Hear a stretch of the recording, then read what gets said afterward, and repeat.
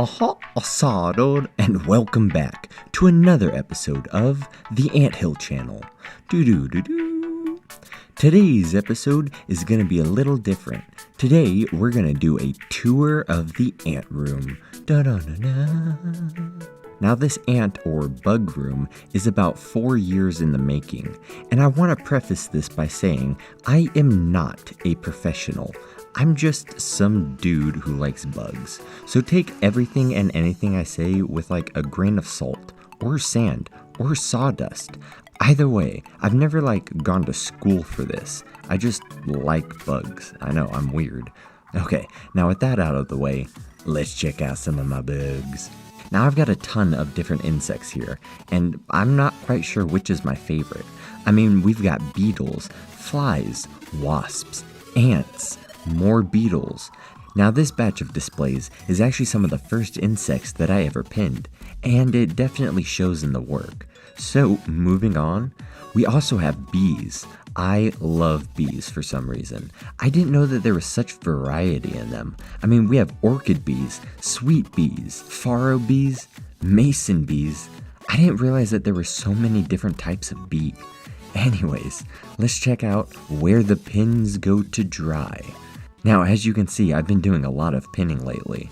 Now, these guys are all just in here drying for the next 2 weeks or so. Now, in here, obviously, we have more bees. Also, this giant crane fly. I mean, look at this next to my hand. This is a fly? No thank you. Ooh, you can see the orchid bee a bit better here. Look at that coloration. There is no editing on this. This is just how they look. I also have this carpenter ant queen that I found dead in a puddle. R.I.P.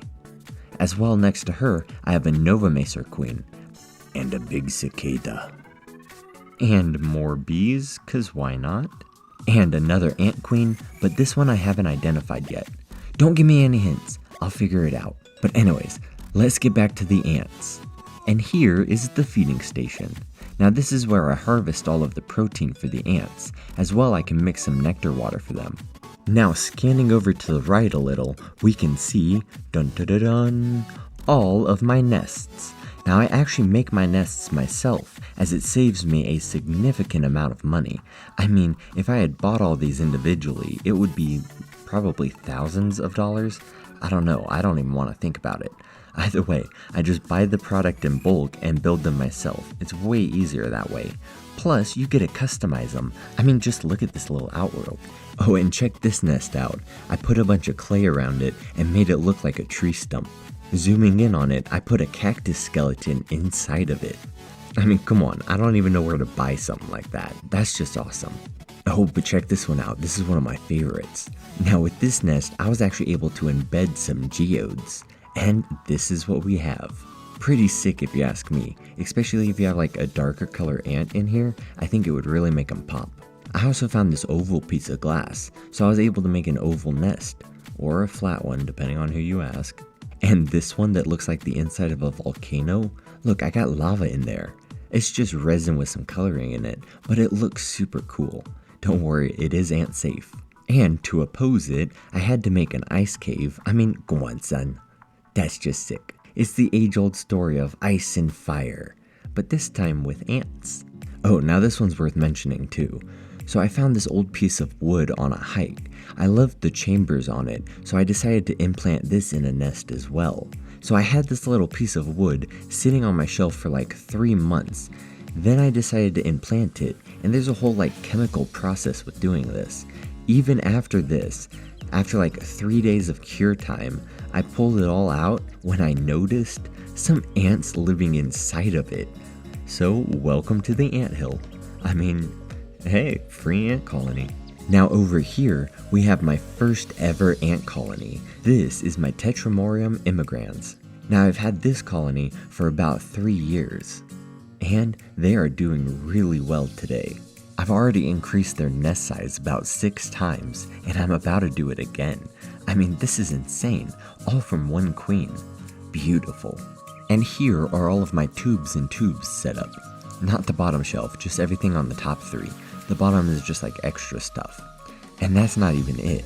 We also have this cabinet full of ants. This is more of the incubator cabinet. This is when they're freshly caught and before they need resources. I let them just sit in here in the quiet and incubate for as long as possible. As well, under the pinning cabinet, I have a few more in here, just cause I ran out of space. They all needed some fresh resources as well, such as water or food, most of the time both. And yes, I have a lot of ants. I think right now I have about 37 colonies, or at least possible colonies, all producing and laying eggs, so they're all fertile. Like you saw before, the tetramoriums, we also have monomorium miniums. This is just like a cute little version. As well, we have some Camponotus ants, like the Camponotus acritus, as well as the Camponotus poderosus. We also have a Camponotus fragilis queen. We also have a few Pogonomyrmex. I also have a Ferroius queen and a couple of Chromatogasters, as well as a Solenopsis, and some of my favorite, the honeypot ant queens. Ooh. As well, I have a Trapjaw ant queen. Now this one is very special. I mean, look at it. Come on, son. That's a cool ant. And last but not least, I have a pretty sizable colony of Formica here. Now I'm actually about to move them into a new nest setup, because clearly they have outgrown this one, but I'm just putting on a few final touches for it, so I'll have them hooked up in the next day or two. But either way, this is a huge and gorgeous colony. Now this colony is only about 1.5 to 2 years old. Check out some of these outworlds that I've made. This one is a swamp world. I mean, just look at that, that's sick. Now don't worry, the water isn't real. It's just 2-part epoxy with some coloring in there. None of the ants will drown, don't worry. And check this one out, I also made a volcano, cause come on son, a volcano for ants? Look, I even made a little hole so they can go into the volcano. And here is a dirty outworld. Ew. I just have to clean it up. It was housing my Pogonomyrmex for a bit, but I just got them moved over to this more natural one. I really like this a lot better for them. This one really just suits their needs a lot better. And it's hooked up to their nest. Look at this thing. I mean, that's just awesome. I just layered a bunch of different colors of sand in here. The Pogonomyrmex dig through here as they please, and it's pretty neat to watch the tunnels form between the different layers. It's pretty cool. Oh, and here's a butterfly in a bubble. Here is a bone cleaver, just in case the ants try to escape. I'm not playing around. Now here is my first diorama or pinning that I ever did. This is of a Pepsis, or a tarantula hawk wasp. I made it look like it's attacking some beetles. I mean, come on. Behind that, I have a little monarch butterfly diorama. It's cute. And another butterfly in a bubble, or as I call them, the bubble flies. And this is the pinning desk, or where the magic happens. And right now I'm working on these wasps. They're turning out really nice. I'm just working on identification right now, then they can go in the shadow box on the wall. And next to that, I have my little butterfly lamp. It's cute, but it does not work. I mean, if you really want to get into it, I have a lot of butterflies. I have butterflies with eyes on them. I have butterflies that look like toasted marshmallows, angelic butterflies, and fairies. But let's get into it. Like this one. Now this is a female striped blue crow. This is the constable. This is a red lacewing. This is a sawtooth stag beetle. Crazy. Another red lacewing. This is another red lacewing, just with different colors. This is the great duffer. This is a male striped blue crow. The vine jay. And this is a Tani Raja with a great Mormon and a Mandarin. And next to that, we have a spot swordtail and an Asian swallowtail, as well as a Skrenx emperor. We also have the purple emperor, the great purple emperor, the caudate all-king, the China nawab, the black and white Helen, the peacock butterfly, and just some assortments. I mean, I have so many butterflies, but I think that this is going to be a good place to call it an episode. So there you have it. The ant room, or the bug room, whatever you want to call it. And that's not even everything. But if I show you everything, it's going to be a 3-hour video.